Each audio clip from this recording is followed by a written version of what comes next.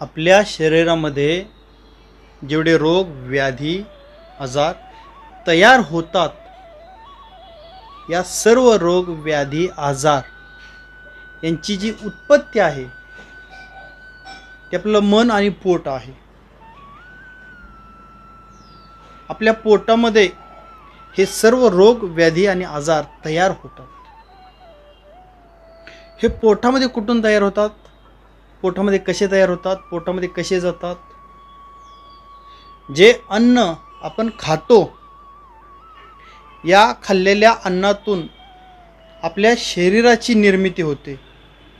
धी धृती स्मृती यांची निर्मिती होते. जे अन्न आपण खातो या अन्नातून सप्तधातूची निर्मिती होते. रस, रक्त, मांस, मेद, मज्जा, अस्थि आणि शुक्र या 7 धातूची निर्मिती आपण खाल्लेल्या अन्नातून होते. ज्यावेळेस हे अन्न एखादा प्रकार एखादा पदार्थ अनावश्यक शरीरामध्ये गेला, कमी गेला, अशुद्ध केला, तर त्यामुळे जे सप्तधातू आहेत या सप्तधातूंचं व्यवस्थित पोषण होत नाही. हे व्यवस्थित पोषण न झाल्यामुळे आपल्या शरीरात त्याचे वेगवेगळे परिणाम आपल्याला पाहायला भेटतात, ज्याला आपण रोग आणि आजार म्हणतो. ज्यावेळेस एखादा पदार्थ शरीरात कमी किंवा जास्त जातो, याचा परिणाम स्वरूप या शरीरामध्ये जे त्रिदोष आहेत हे त्रिदोष बिघडतात. याचा परिणाम स्वरूप वेगवेगळे आजार आपल्याला होतात. सर्दीपासून कॅन्सरपर्यंत जेवढे विकार रोग व्याधी होतात, या सर्वांचं कारण आहे तुमचं पोट आणि पोटामध्ये जाणारा हा आहार. त्यामुळं हा जो आहार आहे, जेवण आहे आपलं, हे कसं असावं, कोणतं असावं, कधी असावं, किती असावं, हे खूप महत्त्वाचं आहे. निरोगी आरोग्यासाठी आहार हा खूप महत्त्वाचा आहे. जेवण कधी करावं,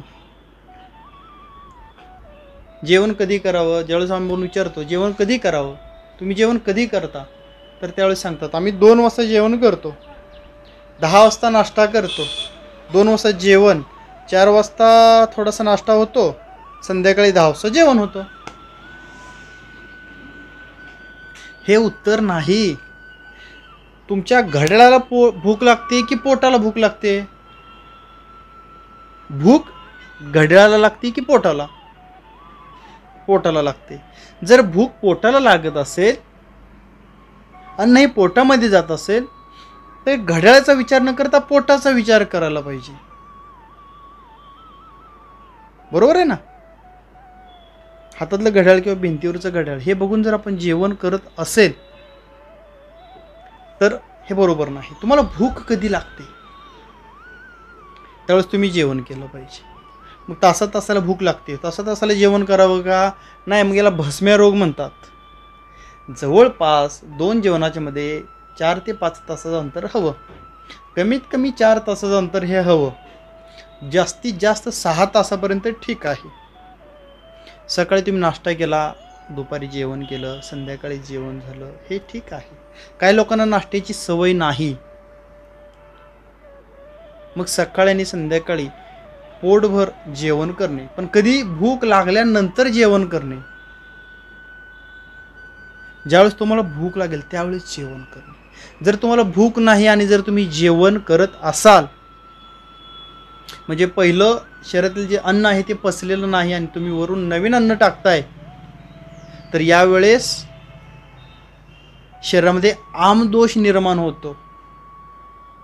शरीरामध्ये वेगवेगळे अनावश्यक रस तयार होतात, जे पचलेले नाहीत. हा सर्व कच्चा रस आहे, जो पक्व झालेला नाही, तो पचलेला नाही, शरीराने घेतलेला नाही, शरीराने त्याला बाजूला ठेवलेला आहे. थांब थोड्या वेळ, अजून आहे माझ्याकडे, हे संपल्यानंतर तुला घ्यायचं. पहिलं संपलेलं नसतानाच आपण नवीन जर पुन्हा अन्न पोटामध्ये वारंवार टाकत असेल, तर यामुळे आमदोष निर्मिती होते आणि या आमदोषामुळे तुम्हाला वेगवेगळ्या आजारांना, रोगांना सामोरं जावं लागतं.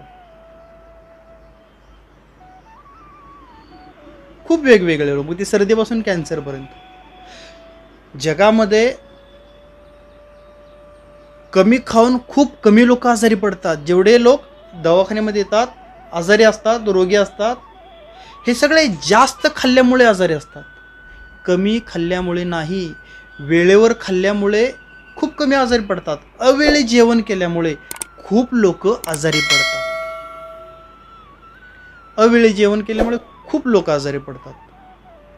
शक्यतो जेवण करत असताना, जेवणाची सुरुवात करताना जे अन्न आपल्या ताटामध्ये आलेलं आहे त्या अन्नाचं आभार मानावं.